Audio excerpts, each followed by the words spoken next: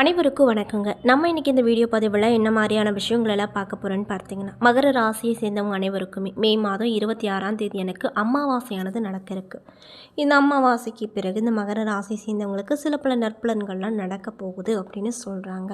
அந்த விஷயங்கள்லாம் என்ன, மேலும் நீங்கள் இந்த காலகட்டத்தில் என்ன மாதிரியான விஷயத்தில் ரொம்ப கவனமாக இருக்கணும், என்னென்ன விஷயங்கள்லாம் பண்ணணும் பண்ணக்கூடாது, குறிப்பாக ஏதாவது கெட்ட விஷயம் நடக்கிற மாதிரி இருந்தால் அதை தடுக்கிறதுக்கு நீங்கள் என்ன மாதிரி விஷயத்த பண்ணணும் அப்படிங்கிறத பற்றியும் தான் நான் இன்றைக்கி இந்த வீடியோ பதிவின் மூலிமா உங்கள்கிட்ட முழுசாக சொல்ல போகிறேன். இந்த பதிவில் சொல்லக்கூடிய எல்லா விஷயங்களுமே உங்களுக்கு பயன் தரக்கூடிய விஷயமாக கண்டிப்பாக இருக்கும். ஸோ வீடியோவாக ஸ்கிப் பண்ணாமல் தொடர்ச்சியாக பாருங்கள். அது மட்டும் இல்லாமல் உங்களுக்கு திருப்பதியில் இருக்கக்கூடிய பெருமாளை ரொம்ப ரொம்ப பிடிக்கும்னா அந்த வீடியோக்கு ஒரு லைக் பண்ணிவிட்டு நம்மளுடைய கமெண்ட் பாக்ஸில் திருப்பதி ஏழுமலையானுக்கு போற்றி அப்படின்னு சொல்லி மறக்காமல் பதிவிடுங்க. நீங்கள் இந்த சமயம் அவரை நினைத்து இப்படி ஒரு விஷயம் பண்ணும்போது கண்டிப்பாக நீங்கள் உங்கள் வாழ்க்கையில் நிறைய விதமான மாற்றத்தை கூடிய விரைவில் பெறுவீங்க. ஸோ நம்பிக்கையோடு இந்த ஒரு விஷயத்தை பண்ணி பாருங்கள். மேலும் நீங்கள் இப்போ தான் நம்ம சேனலை முதல் முறையாக பார்க்குற மாதிரி இருந்தால் மறக்காமல் சப்ஸ்கிரைப் பண்ணிவிட்டு கீழே இருக்கும் பெல் ஐக்கானையும் மறக்காமல் கிளிக் பண்ணுங்கள். அப்போ தான் நம்ம சேனலில் போடுற ஒவ்வொரு வீடியோவுமே நோட்டிஃபிகேஷனாக உங்களிடம் வந்து சேரும். ஸோ இப்போ வாங்க நம்ம வீடியோக்குள்ளே போய் முழுசாக பார்த்து தெரிஞ்சுக்கலாம். மகர ராசிக்காரங்களுக்கு இந்த காலகட்டம் அப்படிங்கிறது பெரும்பாலான கிரகங்கள் அனுகூலமற்ற நிலையில் சஞ்சரிப்பதால் மிகவும் பொறுமையோடு நீங்கள் இருக்கணும் அப்படின்னு சொல்கிறாங்க. ஆனாலுமே புதன் பகவானும் சுக்கிர பகவானும் ஓரளவுக்கு உங்களுக்கு கண்டிப்பாக நன்மையை கொடுப்பார்.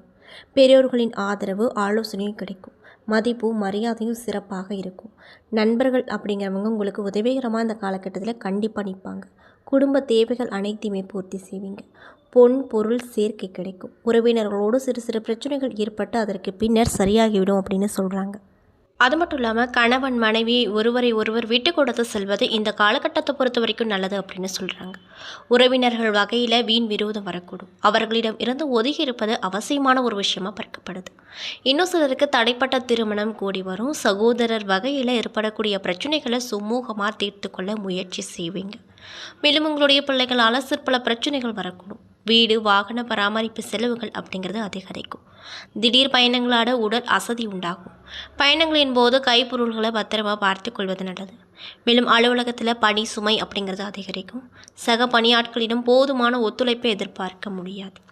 மேலும் அதிகாரிகளை அணுகும் போது பொறுமையை கடைபிடிப்பது அவசியமான ஒரு விஷயமா பார்க்கப்படுது. எதிர்பார்த்த சலுகைகள் கிடைப்பதில் தாமதம் ஏற்படும். தொழில் மற்றும் வியாபாரத்தில் எதிர்பார்த்த பலன் கிடைப்பதற்கு கூடுதலாக உழைக்க வேண்டிய நிலை உண்டாகும். முக்கிய முடிவுகளை எடுப்பதில் நிதானம் அவசியம். புதிய முதலீடுகளை நீங்கள் இந்த காலகட்டத்தில் தவிர்ப்பது நல்லதுங்க. போட்டியாளர்களால் தொல்லை வரக்கூடும். கலைஞர்களுக்கு புதிய ஒப்பந்தம் கையெழுத்தாகும். மேலும் இந்த காலகட்டத்தில் நீங்கள் எடுக்கக்கூடிய அனைத்து முயற்சிகளிலுமே தடையும் மனதில் சோர்வும் கிடைக்கும். மாணவர்களாக இருக்கக்கூடியவங்களுக்கு நல்ல முன்னேற்றம் பார்க்க முடியும்.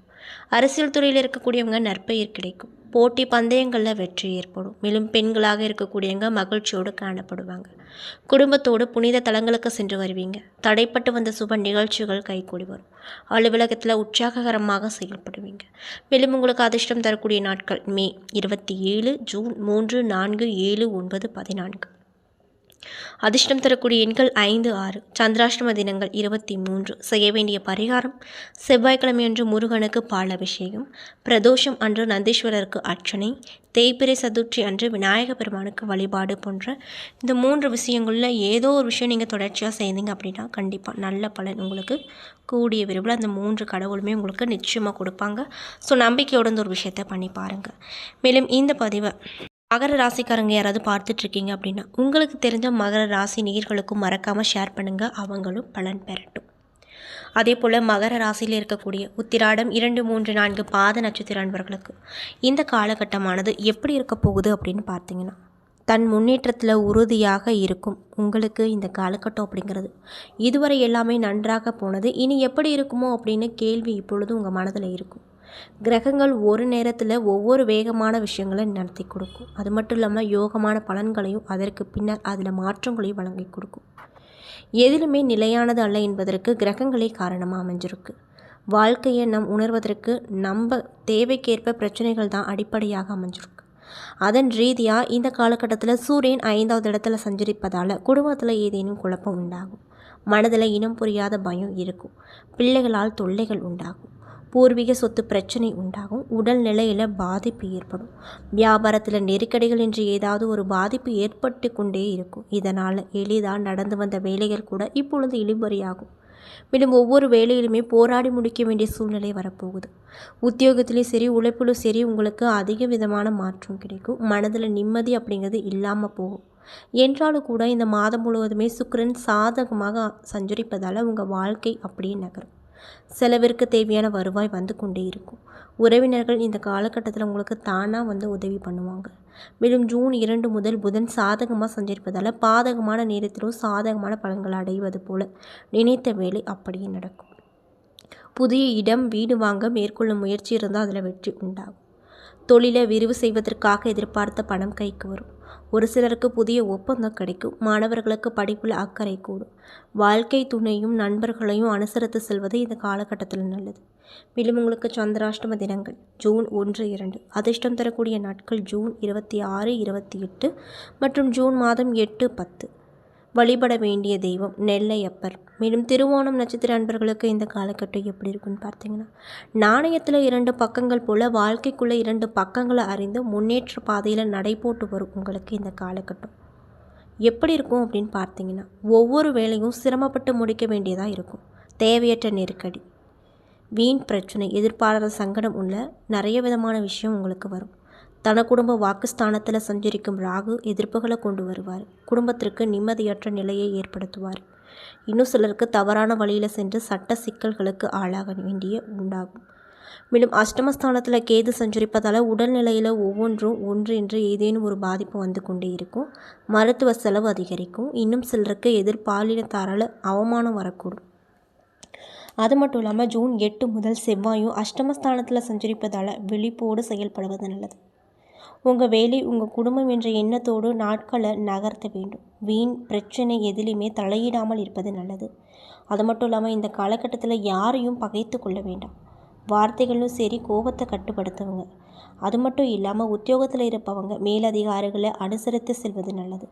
தனியார் நிறுவனத்தில் இருக்கக்கூடியவங்களுக்கு உடன் புரிபவர்களையும் நிர்வாகத்தையும் அனுசரித்து செல்வது நல்லது அப்படின்னு சொல்கிறாங்க. அது மட்டும் இல்லாமல் உங்களுக்கு சந்திராஷ்டம தினங்கள் ஜூன் 2, 3. அதிர்ஷ்டம் தரக்கூடிய நாட்கள் மே 26, 29 மற்றும் ஜூன் மாதம் 8, 11. வழிபட வேண்டிய தெய்வம் சிவபெருமான்.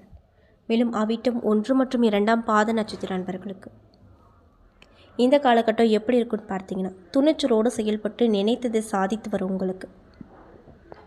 உங்களுடைய நட்சத்திர அதிபதி செவ்வாய் ஜூன் 8 வரைக்குமே சப்தமஸ்தானத்தில் சஞ்சரிப்பதால் எதிர்பாராத பிரச்சனைகளை சந்திக்க வேண்டிய சூழ்நிலை வரப்போகுது. அவர் நீச்சமாக இருப்பதால் தலைக்கு வந்த தலைப்பாகையோடு போனது போல் உங்கள் கௌரவம் காக்கப்படும். அஷ்டமஸ்தானத்தில் சஞ்சரிக்கும் கேதுவோடு ஜூன் 8 முதல் செவ்வாய் இணைவதால் உடல்நிலையில் எதிர்பாராத சங்கடம் கிடைக்கும்.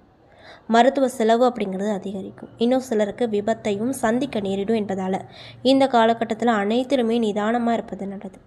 தன குடும்ப வாக்குஸ்தானத்தில் சஞ்சரிக்கும் ராகு குடும்பத்திற்குள்ள குழப்பத்தை ஏற்படுத்துவார். வார்த்தைகளில் பிரச்சனைகளை எதிர்ப்பார். மேலும் பண வரவுல தடைகளை ஏற்படுத்துவார். கிரக சஞ்சரங்கள் இந்த நேரத்தில் உங்கள் உடல் நிலையை மையப்படுத்துவதால் எச்சரிக்கையாக இருப்பது அவசியமான ஒரு விஷயமாக பார்க்கப்படுது. மேலும் பரம்பரை நோய் தொற்று என்று ஒரு சிலருக்கு பாதிப்பினை அதிகரிக்கும். இன்னும் சிலருக்கு அவமானங்களுக்கு ஆளாக நேரிடும். எதையும் செய்ய முடியாத அளவுக்கு சூழ்நிலை உங்களுக்கு எதிராக மாறும். அதே போல் இந்த நேரத்தில் எதிரிகளின் கை ஓங்கும் என்பதால் உத்தியோகத்தில் இருப்பவங்க அனைவரையும் அனுசரித்து செல்வது நல்லது. பணியாட்களும் தாம் உண்டு தம் வேலை உண்டு என கவனம் செலுத்துவது நல்லது. இன்னும் சிலருக்கு பொருளாதார நெருக்கடியின் காரணமாக அதிக வட்டிக்கு கடன் வாங்க வேண்டிய நிலைகள் உண்டாகும் அப்படின்னு சொல்கிறாங்க. மேலும் உங்களுக்கு சந்திராஷ்டம தினங்கள் ஜூன் 4. அதிர்ஷ்டம் தரக்கூடிய நாட்கள் மே 26, 27 மற்றும் ஜூன் 8, 9. வணங்க வேண்டிய தெய்வம் பழனி ஆண்டவர் அப்படின்னு சொல்கிறாங்க. நண்பர்களே, இந்த பதிவின் மூலியமாக மகர ராசியை சேர்ந்தவங்களுக்கு இந்த மே மாதம் 26ஆம் தேதிக்கு பிறகு என்னென்ன விதமான சிறப்பான பலன்லாம் நீங்கள் பெற போகிறீங்க. முக்கியமாக நீங்கள் இந்த காலகட்டத்தில் சிறப்பான பலன் பெறதை விட கவனமாக இருக்க வேண்டிய விஷயங்கள் தான் அதிகமாக அமைஞ்சிருக்கு. ஸோ இந்த 15 நாட்களுக்கு மட்டும்தான் இந்த கணிப்பு. அதுக்கப்புறம் உங்களுக்கு கண்டிப்பாக மாறும். ஸோ பயந்துக்காதீங்க. முக்கியமாக நீங்கள் ரொம்ப அமைதியாக இருக்கணும். எல்லா விஷயத்துலையுமே பொறுமையை கையாளணும். எதுக்கும் கோவப்படக்கூடாது அப்படின்றது தான் மெயின் பாயிண்ட்டாக இருக்குது. ஸோ இந்த விஷயங்களை ஃபாலோ பண்ணுங்கள். கண்டிப்பாக உங்களுக்கு எந்த ஒரு பிரச்சனையும் வராது. அப்படியே பிரச்சனை வர மாதிரி இருக்குன்னு பயந்துட்டீங்க அப்படின்னா கண்டிப்பாக சனி பகவானை வழிபட்டு வாங்க. மேலும் ஒவ்வொரு ராசிக்கும் வணங்க வேண்டிய தெய்வம் யாருன்னு சொல்லியிருப்பேன், அவங்களையும் வணங்கிட்டு வாங்க. கண்டிப்பாக உங்களுக்கு ஏதாவது கெட்ட விஷயம் நடக்கிற மாதிரி இருந்தால் கூட அந்த விஷயங்கள் அனைமே நன்மை தரக்கூடிய விஷயமா கண்டிப்பாக ஸோ எதையும் எதுக்கும் நினச்சி ஃபீல் பண்ணாதீங்க. நன்றி.